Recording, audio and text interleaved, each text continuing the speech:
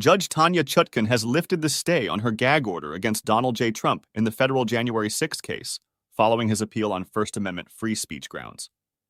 This is a reading of her 9-page order, omitting most case references. In the order, Judge Chutkan helpfully provides Trump with examples of things he can and cannot say as part of the gag order ordered against him. Opinion and order.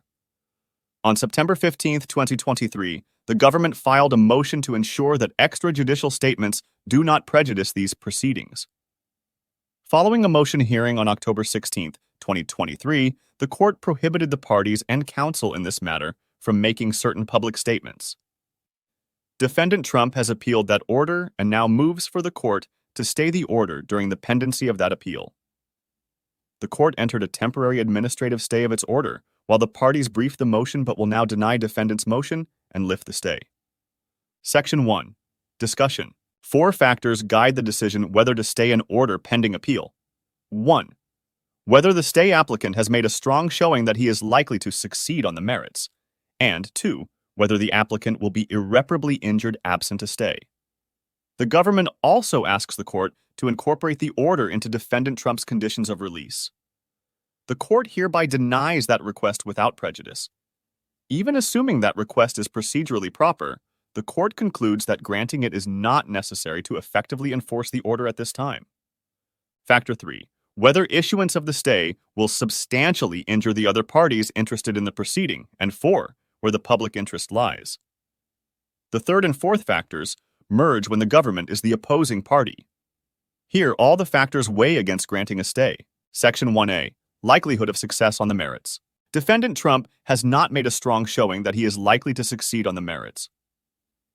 As the court has explained, the First Amendment rights of participants in criminal proceedings must yield, when necessary, to the orderly administration of justice, a principle reflected in Supreme Court precedent, the federal rules of criminal procedure, and the local criminal rules. And contrary to defendant Trump's argument, the right to a fair trial is not his alone, but belongs also to the government and the public. The public has an overriding interest that justice be done in a controversy between the government and individuals and has the right to demand and expect fair trials designed to end in just judgments. This objective may be thwarted unless an order against extrajudicial statements applies to all parties to a controversy. The concept of a fair trial applies both to the prosecution and the defense. Defendants' repeated appeals to broad First Amendment values therefore ignore that the court, pursuant to its obligation to protect the integrity of these proceedings, recognized those values, but in balancing them against the potential prejudice resulting from certain kinds of statements, found them outweighed. Defendant Trump's other claims also disregard the record. To begin, he asserts that the court cite no evidence supporting its findings of risks of harassment and witness intimidation, and the prosecution provided none. But several times the court and the government pointed to evidence causally linking certain kinds of statements with those risks, and defendant never disputed it. The evidence is in the record. Defendant simply fails to acknowledge it. Likewise, defendant claims that the court gave no meaningful consideration to alternative, less restrictive measures, including a narrower order. Again, the record flatly contradicts that claim. During the motion hearing, the court questioned whether defendant's existing speech restrictions, such as his conditions of release, would adequately prevent the potential dangers to these proceedings. The court also considered whether alternative measures could prevent those harms, and in fact concluded that they could with respect to certain kinds of statements, such as those disparaging the District of Columbia. Accordingly, the court denied the government's motion in those respects. But the court explained that alternative measures would not sufficiently mitigate the risks flowing from other kinds of statements, such as those targeting reasonably foreseeable witnesses. The court thus tailored its order to prohibit statements only where less restrictive measures would be inadequate. Defendant's final claim is that the order is unconstitutionally vague for various reasons, none of which withstand scrutiny. First, defendant quotes Merriam-Webster Online's definition of interested to conclude that the term interested parties could include everyone affected by or involved in the case. But interested party is a well-established legal term of art, meaning anyone who both is directly interested in a lawsuit and has a right to control the proceedings, make a defense, or appeal from an adverse judgment. The order confirmed that scope, defining the term as including the parties and their counsel. There is no meaningful basis to interpret interested parties as covering anyone else. Second, defendant focuses on the prohibition of targeting certain individuals, again quoting various dictionary definitions to assert that targeting could include not only identifying those individuals, but also attacking them, subjecting them to ridicule or criticism, or otherwise attempting to affect them. But restating a dictionary to search for every facet of relevant terms is not a proper vagueness inquiry. And a cardinal rule of interpretation is that context matters. A word is known by the company it keeps. The motion hearing and corresponding order provides substantial context for and examples of the kinds of targeting statements that could result in significant and immediate risks to the integrity of these proceedings. Indeed, the court identified that depending on their context, statements matching each of the definitions defendant proffers for the term target could pose such risks.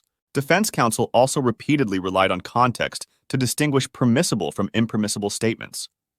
For example, the court, next hypothetical. Bill Barr is a smart guy, but he better learn to keep his mouth shut. Permissible? Or an attempt to obstruct justice or intimidate a witness? Mr. Loro, it depends on the context. If it happened the day before Bill Barr testified at trial, that might be impermissible. A term is not rendered unconstitutionally vague because it does not mean the same thing to all people, all the time, everywhere.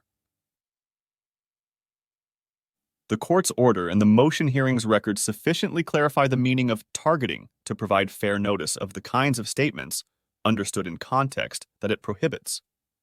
2 of defendants' social media posts since the order's entry illustrate the comprehensible difference between the statements it permits and those it proscribes. First, on October 20th, 2023, after the order was entered, but before it was administratively stayed, defendants stated, "Does anyone notice that the election-rigging Biden administration never goes after the riggers, but only after those that want to catch and expose the rigging dogs?"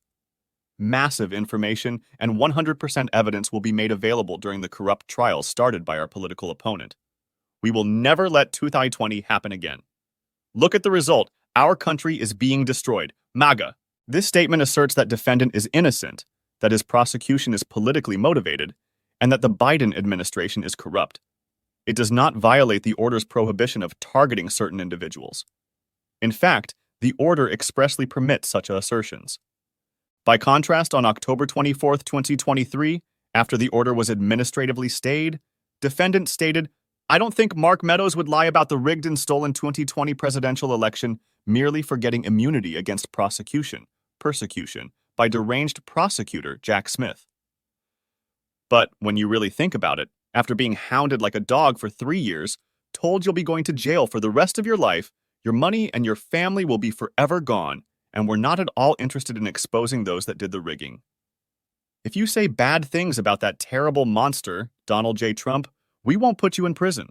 You can keep your family and your wealth, and perhaps if you can make up some really horrible stuff about him, we may very well erect a statue of you in the middle of our decaying and now very violent capital, Washington, D.C. Some people would make that deal, but they are weaklings and cowards and so bad for the future of our failing nation. I don't think that Mark Meadows is one of them, but who really knows? Make America great again. This statement would almost certainly violate the order under any reasonable definition of targeting. Indeed, defendant appears to concede as much, and for good reason. The statement singles out a foreseeable witness for purposes of characterizing his potentially unfavorable testimony as a lie made up to secure immunity, and it attacks him as a weakling and coward if he provides that unfavorable testimony, an attack that could readily be interpreted as an attempt to influence or prevent the witness's participation in this case. The plain distinctions between this statement and the prior one, apparent to the court and both parties, demonstrate that far from being arbitrary or standardless, the order's prohibition on targeting statements can be straightforwardly understood and applied.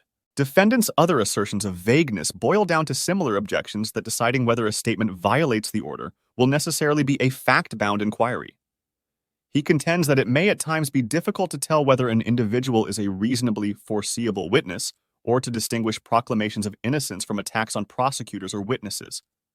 But even assuming that is true, it does not follow that men of common intelligence must necessarily guess at the meaning of the order's prohibitions. It is a basic mistake to derive vagueness from the mere fact that close cases can be envisioned.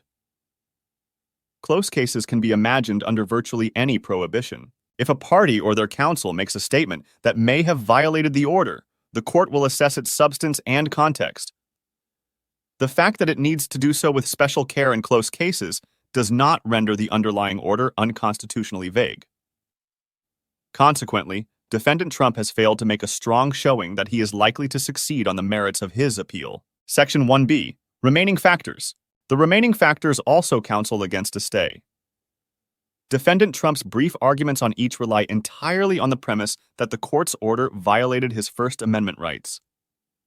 Having rejected that premise, the court reaches the opposite conclusions, where there is no showing of a likelihood of success on the merits of a First Amendment claim. There is no irreparable injury or public interest favoring a stay. To the contrary, few, if any, interests under the Constitution are more fundamental than the right to a fair trial by impartial jurors, and an outcome affected by extrajudicial statements would violate that fundamental right.